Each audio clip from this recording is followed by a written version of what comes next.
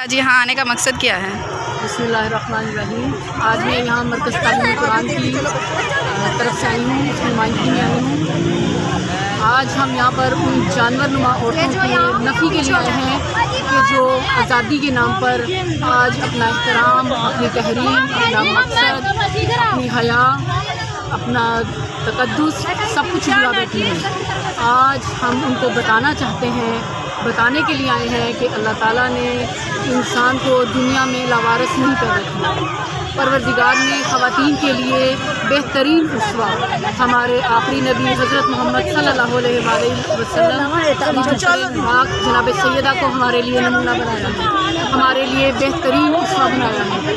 آج ہم ان خواتین کو بتانا چاہتے ہیں کہ صرف اس دنیا میں ان کا وجود نہیں ہے جو یورپ زدہ معاشرے، جو یورپ کے معاشرے کی زد میں آ چکی ہیں، بلکہ آج بتانا چاہتے ہیں کہ دیکھیے کتنی کنیزاں جناب سیدہ آج بھی اس معاشرے میں موجود ہیں، آج بھی اس معاشرے میں جناب زینب کی کنیزان موجود ہیں۔ ہم ان کو یہ بتانے آئے ہیں کہ وہ اس اسلامی ملک میں اپنی ولازت سے اس کو ناپاک نہیں کر سکتی۔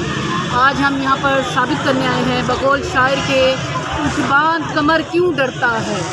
ہم آج یہاں پر تعداد کو نہیں دیکھیں گے کہ آیا ان کی تعداد زیادہ ہے، یورپ کی تعداد زیادہ ہے، دشمن کی تعداد زیادہ ہے تو ہم گھبرا جائیں گے۔ بقول شاعر کے جو ہمیں حوصلہ دیتے ہیں الفاظ ان کے، اٹھ باندھ کمر کیوں ڈرتا ہے پھر دیکھ خدا کیا کرتا ہے، اٹھ باندھ کمر کیوں ڈرتا ہے پھر دیکھ خدا کیا کرتا ہے، جو عمریں مفت گوائے گا وہ آخر کو پچھتائے گا، کچھ بیٹھے ہاتھ نہ آئے گا جو ڈھونڈے گا وہ پائے گا، تو کب تک دیر لگائے گا یہ وقت بھی آخر جائے گا۔